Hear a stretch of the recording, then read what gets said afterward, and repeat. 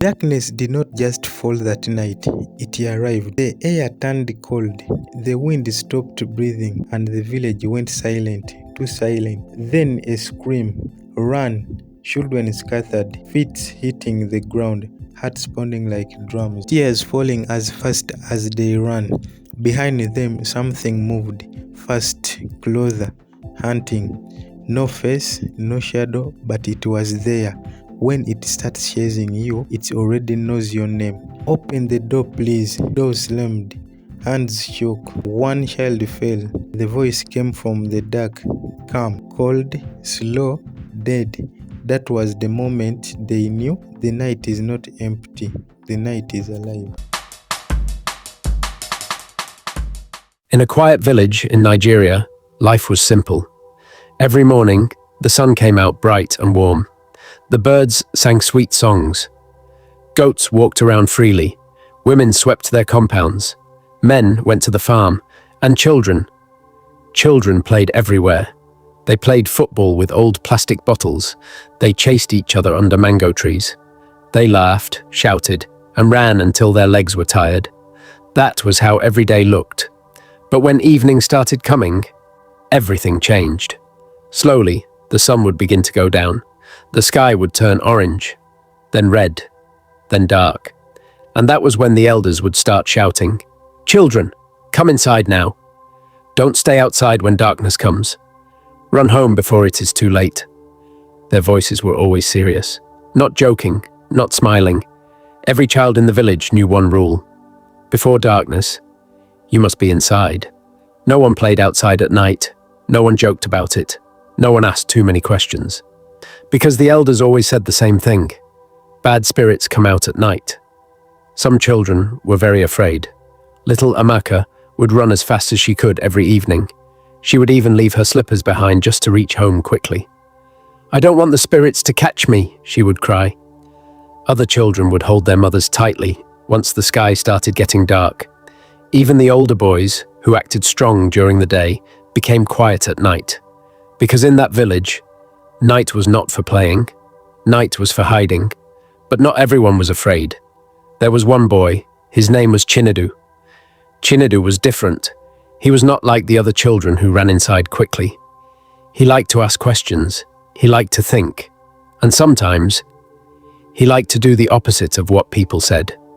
When the elders said, "Go inside," Chinedu would slow down instead of running. When other children said, "The spirits will catch you," Chinedu would laugh. "One day, I will see these spirits myself," he said. The other children would look at him with wide eyes. "Are you not scared?" they asked. Chinedu shook his head. "No," he said. "People just like to scare others.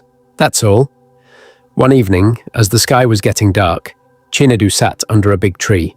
The wind was blowing slowly. The village was becoming quiet. He watched as children ran home one by one. "See them," he said softly. "Everybody is afraid of something they have never even seen." He picked a small stone and threw it on the ground. "If it is real, I will see it one day," he said again. Inside their houses, mothers were lighting lanterns. Fathers were closing doors early. Some people even started praying quietly. "God protect us tonight," they whispered, because deep inside, even the adults were afraid. But nobody explained everything clearly. Nobody told the full story. They only gave warnings. "Enter before dark. Do not look outside at night. Do not answer if you hear your name." And that last one always sounded the scariest. "Do not answer if you hear your name at night." Chinedu heard that one many times. But instead of being afraid, he became more curious. "Why?" he always asked. But no one gave him a real answer. They would only say, "You will understand when you grow." That answer annoyed him. "I'm not a baby," he would say. "I can understand now." But still, no one explained. That night, as Chinedu entered his house slowly, he looked back at the dark road outside. The village was now silent. Too silent. No laughter, no footsteps, no voices, only the sound of the wind. Chinedu stood at the door for a moment. Then he smiled a little. "One day," he whispered, "I will not run inside. I will stay and see the truth." Inside the house, his mother called him. "Chinedu, Close that door now." He quickly shut it. But his mind was still outside, still thinking, still wondering. Because sometimes, the more people say, "Don't do it," the more you want to try. And in that small village, as the darkness covered everything, a curious heart had just made a silent decision. Something was going to happen soon, something nobody would forget. The next day, the sun came out again. Everything looked normal. Children were playing. Women were cooking. Men were going to the farm. It was like nothing scary had ever happened. But inside the hearts of the people, the fear was still there. That evening, something special happened. The elders of the village gathered together under a big tree in the center of the village. It was an old tree, very big, very strong. That was where important talks always happened. Children were not supposed to sit there, but children, our children, they always find a way. Chinedu and some other children hid behind a small bush close to the tree. They wanted to listen. "Be quiet," Chinedu whispered. "If they catch us, we are finished." The children nodded. They stayed very still. Under the tree, the elders sat in a circle. Their faces were serious. One old man cleared his throat. His name was Papa Nana. He was one of the oldest men in the village. When he spoke, everyone listened. "My people," he said slowly, "it is time to remind ourselves why we warn our children." The air became quiet. Even the wind seemed to stop. Another elder shook his head. "These children of nowadays," he said, "they think everything is a joke. They say, no evidence, no belief." Some elders nodded. "Yes," another one added, "they think it is just old people's stories." Chinedu smiled quietly behind the bush. "That's true," he whispered. But then, Papa Nana began to speak again. And this time, his voice was deeper. "Many years ago," he said, "something happened in this village." The children behind the bush leaned closer. "One boy," Papa Nana continued, "refused to enter his house before darkness." Chinedu's eyes widened. "That boy sounds like me," he thought. The elder went on. "He said he was not afraid. He said he wanted to see the truth." The other elders shook their heads slowly. "That boy," Papa Nana said softly, "never came back home that night." The children behind the bush held their breath. "What do you mean?" one child whispered. Chinedu did not speak. He was listening carefully now. "They searched everywhere," Papa Nana said. "In the morning, in the bush, near the river." He paused. They did not find him. Silence. Deep silence. Even the children behind the bush felt cold. "But that is not all," another elder said quietly.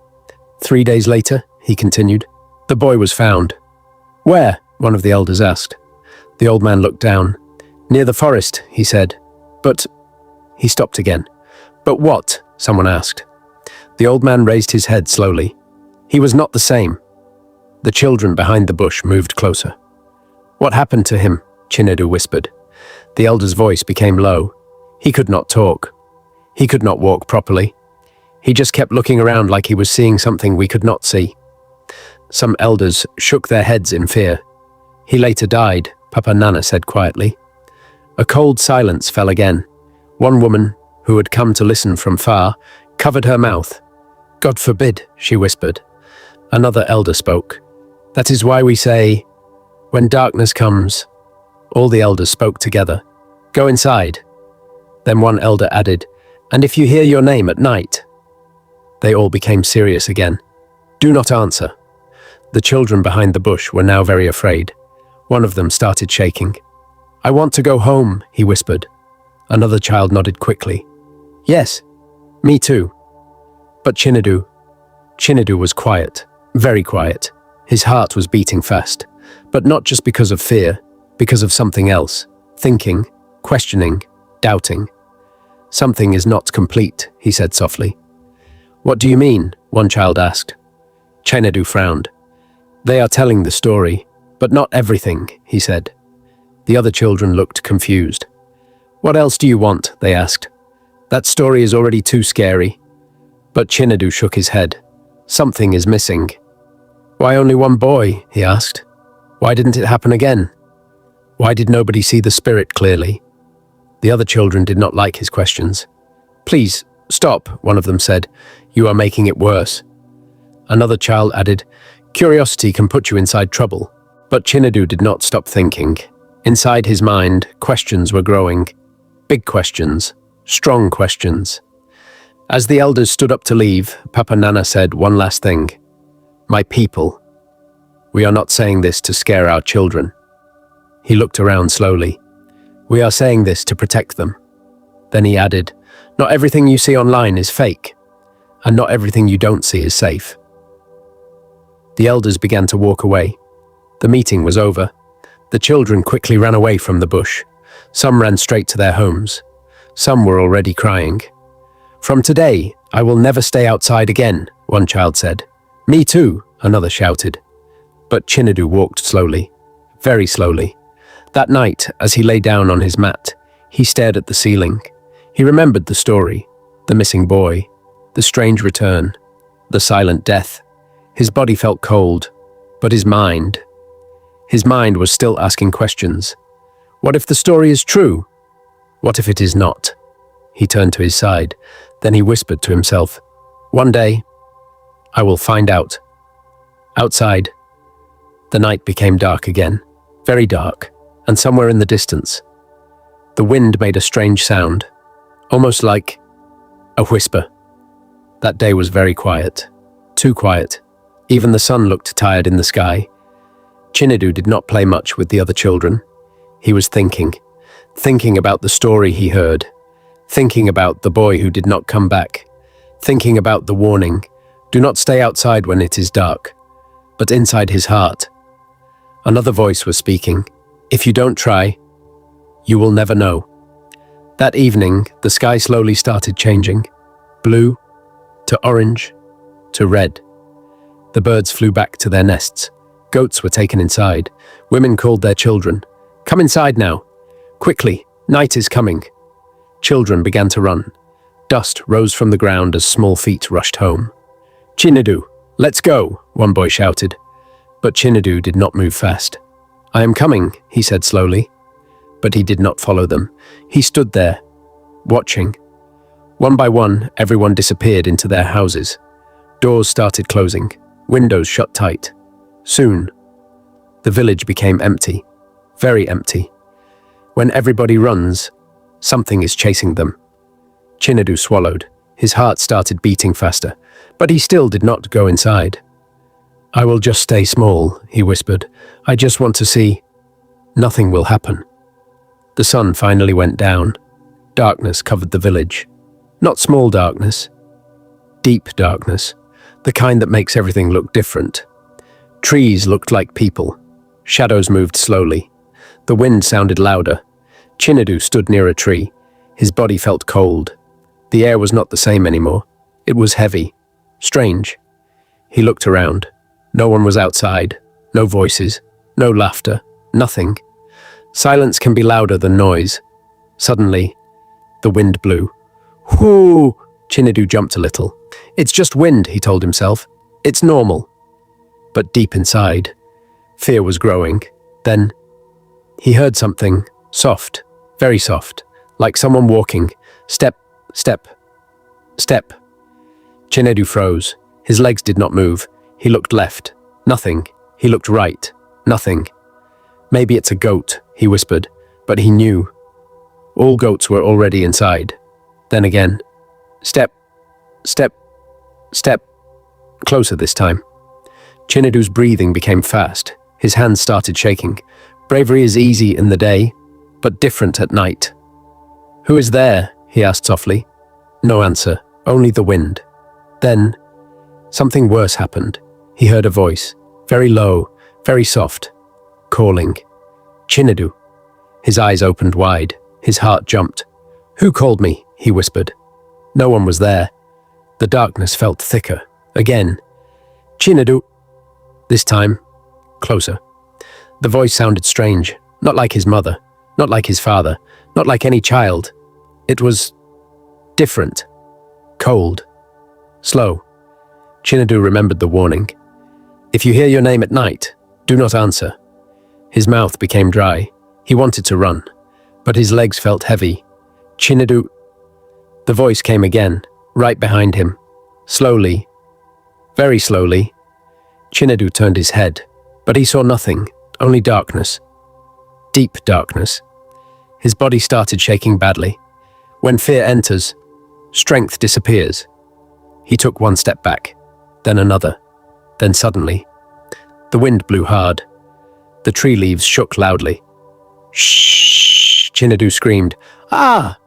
He turned and started running fast, very fast, faster than he had ever run before. I want to go home, he cried. His feet hit the ground hard. Dust flew everywhere. He did not look back. Sometimes, running is the smartest thing to do. But as he ran, he still felt it. Something behind him, following him. Not fast, but steady, like it was not in a hurry, like it knew it would catch him. Chinedu! The voice came again, this time louder. Chinedu cried as he ran. I did not do anything, he shouted. I am sorry. Tears ran down his face. His chest hurt. His legs were weak, but he kept running. Finally, he saw his house. The small door, the only safe place. He ran to it and banged hard. Open, open, open, he shouted. Inside, his mother jumped up. Who is that? She cried. It's me, Chinedu, he shouted. She quickly opened the door.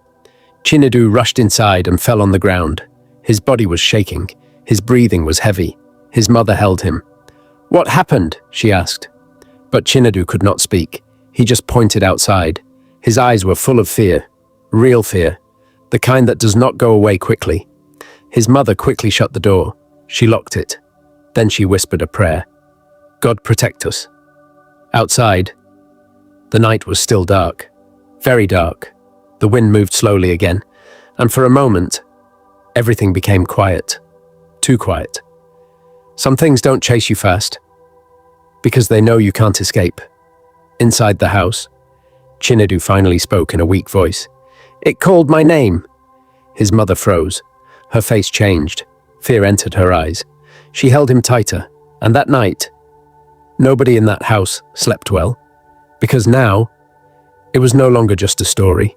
It had become real. That night felt too long. Chinedu lay on the mat, shaking. His mother sat beside him, holding his hand tightly. The small lantern in the room gave a weak light. The shadows on the wall moved slowly. Everything felt strange. Every small sound felt loud, even the sound of breathing. When fear enters your heart, even silence becomes scary. Chinedu, his mother said softly, tell me everything. Chinedu swallowed. His lips were dry. I heard my name, he said slowly. It was calling me. Again and again. His mother's hand tightened. Did you answer? She asked quickly. Chinedu shook his head fast. No, I did not. His mother closed her eyes for a moment. Thank God, she whispered. Sometimes, not doing something can save your life. But then, Chinedu added something that made the room feel colder. It was following me, he said. His mother froze. What do you mean? She asked. Chinedu's voice became smaller. I could not see it. But I felt it, he said, like something was behind me. The lantern light flickered. His mother quickly stood up and checked the door again. Locked. She checked the window. Closed. Still. Her heart was beating fast. Outside, the wind blew gently. Whoo! Then, a small sound. Tap, tap, tap. Chinedu's body became stiff. Did you hear that? He whispered. His mother did not answer. She was listening. Tap, tap, tap. This time, from the door. Both of them looked at the door slowly. No one moved. Not every knock should be answered. Who is there? His mother asked, her voice shaking. No answer, only silence. Then, Chinedu? The voice came again, right outside the door. Soft, slow, cold. Chinedu screamed and held his mother tightly. That's the voice, he cried. That's the same voice. His mother's face changed. Fear covered her eyes. She shook her head slowly. No, she whispered. No, this cannot be happening. The voice came again. Chinedu? This time, longer, like it was stretching his name. The door moved slightly. Tap, tap. His mother quickly covered Chinedu's mouth. "Do not speak," she whispered. "Do not answer." Chinedu nodded quickly. Tears filled his eyes. They both sat very still, not moving, not speaking. Even their breathing became quiet. Outside, the voice stopped. The knocking stopped. Everything became silent again. Too silent. Minutes passed, or maybe hours. They did not know. Then suddenly, the lantern went off. Darkness filled the room. Complete darkness. Chinedu gasped. "Mummy," he whispered. "I am here," she said quickly, holding him tighter. But even her voice was shaking. Darkness hides things you are not ready to see. Then, something moved inside the house. Soft, slow, like someone walking. Step, step, step. Chinedu's heart nearly stopped. "It's inside," he whispered. His mother shook her head quickly. "No, no, that is not possible." But the sound came again. Step, step, closer, closer. The air felt cold, very cold, like something was standing near them, watching them, breathing slowly. Chinedu closed his eyes tight. "I don't want to see it," he cried softly. "Some things are better not seen." Then suddenly, the door burst open. Bang! Light from outside entered the room. Voices followed. "Open up! Open up!" It was the neighbors. Men from the village rushed inside with lanterns. Light filled the room again. The strange feeling disappeared immediately. The cold air was gone. Everything looked normal again. Too normal. Chinedu's mother looked around quickly. Nothing. No one. No shadow. No spirit. Only people. "What happened?" one man asked. "We heard shouting," another said. "We heard a strange sound from this house." Chinedu's mother tried to speak, but her voice was weak. "Something was here," she said. The men looked at each other. Some looked afraid. Some looked confused. One elder stepped forward slowly. His face was serious. "Did he answer the voice?" he asked. Chinedu's mother shook her head. "No," she said. The elder nodded slowly. "Good," he said. "If he had answered, this story would be different." Chinedu sat quietly, still shaking, still scared. He looked around the room again. Everything looked normal, but inside him, nothing was normal. Once you see fear, you can never forget it. One of the men spoke again. "We must be careful now," he said. "This is no longer just talk." The elder nodded. "Yes," he said. "This is real."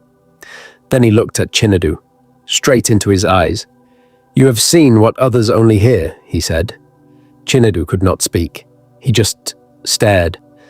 The elder continued, "Curiosity has a price." That night, the whole village became restless. No one slept well.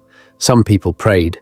Some stayed awake till morning, because something had changed, something big.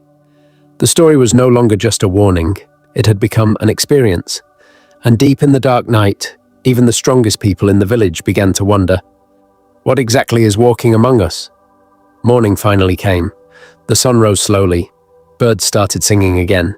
Everything looked normal. But inside the village, nothing felt normal. People gathered in small groups. They were whispering, talking quietly, looking around with fear. When something scary happens, everybody becomes a detective. What happened last night? Did you hear the voice? Was it really a spirit? The story had spread everywhere.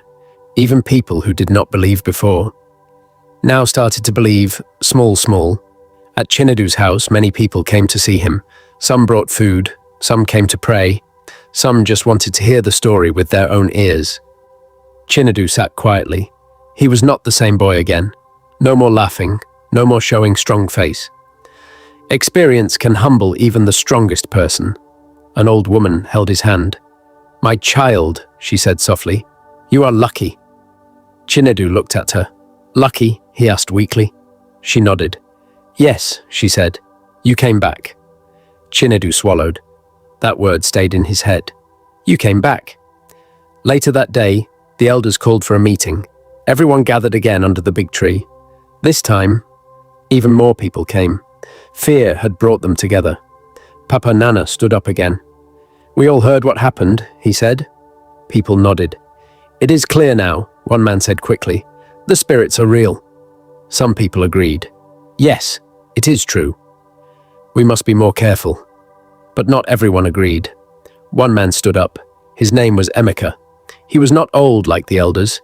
He was younger, stronger, and he thought differently. "I don't believe everything yet," Emeka said. The crowd became quiet. Some people looked at him with surprise.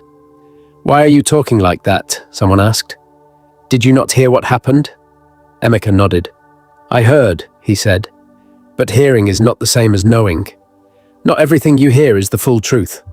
Some elders frowned. "What are you trying to say?" Papa Nana asked. Emeka spoke calmly. "I am saying, we should check well," he said, "before we say, it is a spirit." The crowd murmured. Some people agreed quietly. Others shook their heads. "But the voice called his name," someone shouted, and something knocked on the door, another added. Emeka nodded again. "Yes," he said. "But did anyone see it clearly?" Silence. Nobody answered. "If you don't see it clearly, ask more questions." Emeka continued. "I want to go and check the place where it happened," he said. Some people gasped. "Are you mad? You want to go near that place?" But Emeka did not move back. "I will go in the day," he said, "when there is light." After some time, a few brave men agreed to follow him. They walked with him to the place where Chinedu stayed that night. The ground was dry. The tree was still there. Everything looked normal. At first, they saw nothing. Then Emeka stopped. "Wait," he said. He bent down slowly. "What is that?" one man asked. Emeka pointed to the ground. "Footprints. Clear footprints. Not one. Many." The men looked at each other. "Those are not spirit footprints," one man said slowly. "They look like human footprints." Emeka nodded. "Yes," he said. "Spirits don't wear slippers." The men became serious. They followed the footprints carefully, step by step. The footprints led away from the village, towards the bush, towards the forest. One man began to shake. "I don't like this," he said. "Let's go back." But Emeka continued. "We are already here," he said. They walked deeper. The bush became thicker. The air became quiet. Then they saw something, a small place hidden between trees, broken branches, old cloth, empty bottles, and something else. A small bag. One man picked it up slowly. "This looks like a child's bag," he said. The men froze. Fear entered their hearts again. But this time, it was a different kind of fear. Sometimes, the truth is scarier than the story. Emeka looked around carefully. "This is not a spirit place," he said. "This is a hiding place." The men looked confused. "For who?" one asked. Emeka's face became serious. "For people," he said. "Bad people." Silence. Deep silence. The wind blew slowly through the trees. Everything started to make sense. The voice, the footsteps, the knocking. Not spirits, humans, real humans, dangerous humans. The real monster is not always a ghost. One man spoke with a shaking voice. "So, all this time," Emeka finished his sentence, "we were afraid of the wrong thing." They quickly returned to the village. The people gathered again. "What did you see?" they asked. Emeka stood in front of everyone. His voice was strong. "It is not spirits," he said. The crowd gasped. "It is people." Silence filled the air. "What do you mean?" Papa Nana asked slowly. Emeka explained everything. The footprints, the hiding place, the child's bag. Fear spread across every face. But this time, it was clearer, sharper, real. When truth comes out, fear changes direction. An old woman sat down slowly. "So, the children were in danger all along," she said. Emeka nodded. "Yes," he said. "That is why they must not stay outside at night." The elders looked at each other. Some were shocked, some were ashamed. One elder spoke quietly. "We used the spirit story to protect them." Another added, "We did not know it was this bad." The village became silent again. But this silence was different. It was not confusion anymore. It was understanding. Chinedu stood there, listening. His heart was heavy. Sometimes, the truth is not what you expected. He thought he was looking for spirits, but what he found was something more dangerous. That evening, as the sun started to go down again, the village looked different. Doors closed earlier, people stayed closer together. Men held sticks and lanterns, watching, waiting, because now they knew. The danger is real, and it has a face.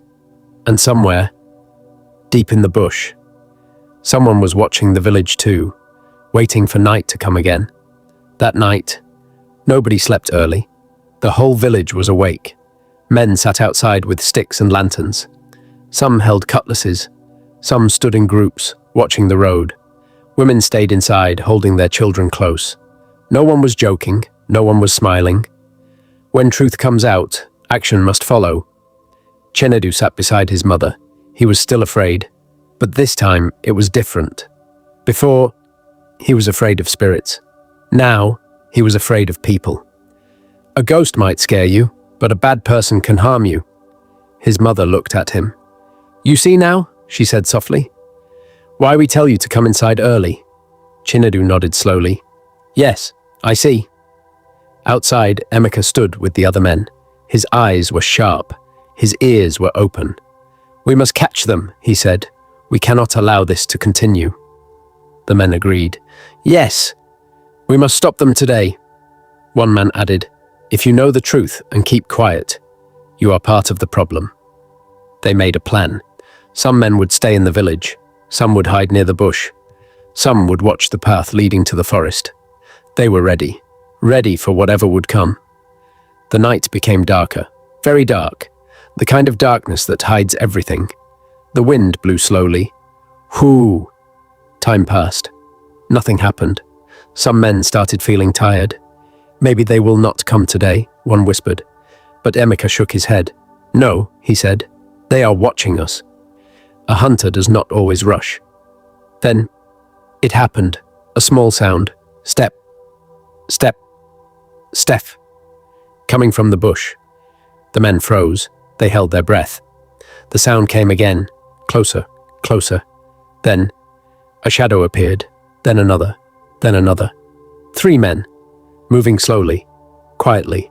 Like people who did not want to be seen. Their faces were covered. They looked around carefully. One of them spoke in a low voice. "Be fast," he said. "Take one and go."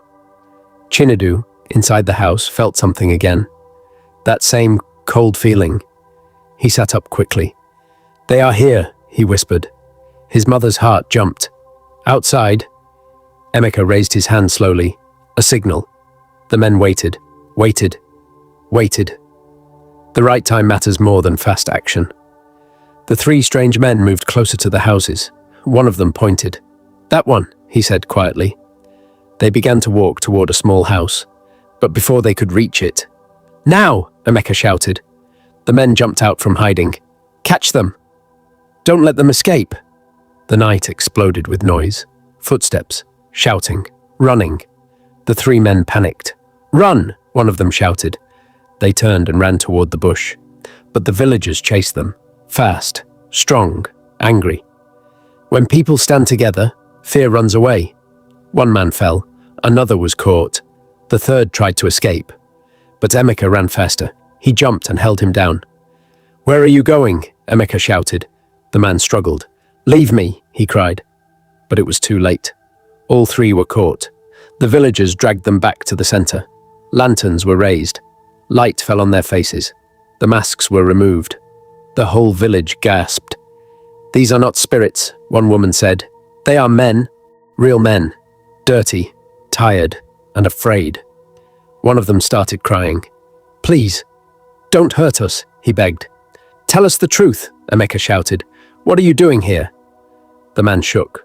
We take children," he said. The crowd gasped loudly. "We sell them," he added. Silence. Heavy silence. Some women screamed. Some men became very angry. "You evil people!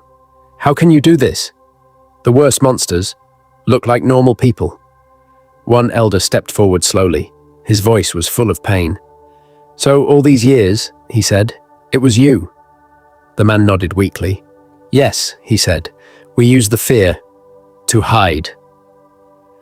The crowd became quiet again. Everything was clear now. The voices at night, the footsteps, the missing children. Not spirits, not magic, just wicked people. Sometimes lies grow because truth is hidden. Chinedu came out slowly with his mother. He looked at the men. His body shook. That is what called my name, he whispered. His mother held him tight. You are safe now, she said. The elders looked at each other. Their faces were heavy. One of them spoke. We told stories of spirits to protect our children. Another added, but we did not know the real danger was human. Emeka nodded. Now we know, he said, and we will not be silent again. The villagers agreed. Yes, never again. The three men were tied up. They would be taken away, punished. The village stood together, stronger, wiser, but also more serious. Truth may hurt, but it opens your eyes. Chinedu looked up at the dark sky. He took a deep breath. I wanted to see the truth, he said softly. Then he added, now I have seen it. And deep inside his heart, he understood something important. Not every fear is foolish. Some fears are warnings. That night, the village did not sleep, but this time, they were not hiding. They were watching, ready, because now, they knew exactly what they were fighting. Morning came again, but this morning felt different. The sun was bright, but the village was quiet. Not the quiet of fear, but the quiet of thinking. After the storm, people start to understand. The three bad men were taken away. Far from the village, people watched as they left. No one felt sorry for them, because now everyone knew the truth. Children stood close to their parents, holding their hands tightly. No one was running around like before. Even the playful ones were calm. When something serious happens, even children grow fast. Outside, the night became dark again. The wind blew softly. Whoo! But this time, the village was ready. No more confusion, no more guessing. They knew the truth. And they stood together, strong, watching, protecting. Sometimes, the scariest stories are the ones that are real. And in that village in Nigeria, a new lesson was born, one that children would never forget. Don't wait to learn the hard way. Listen when you are told.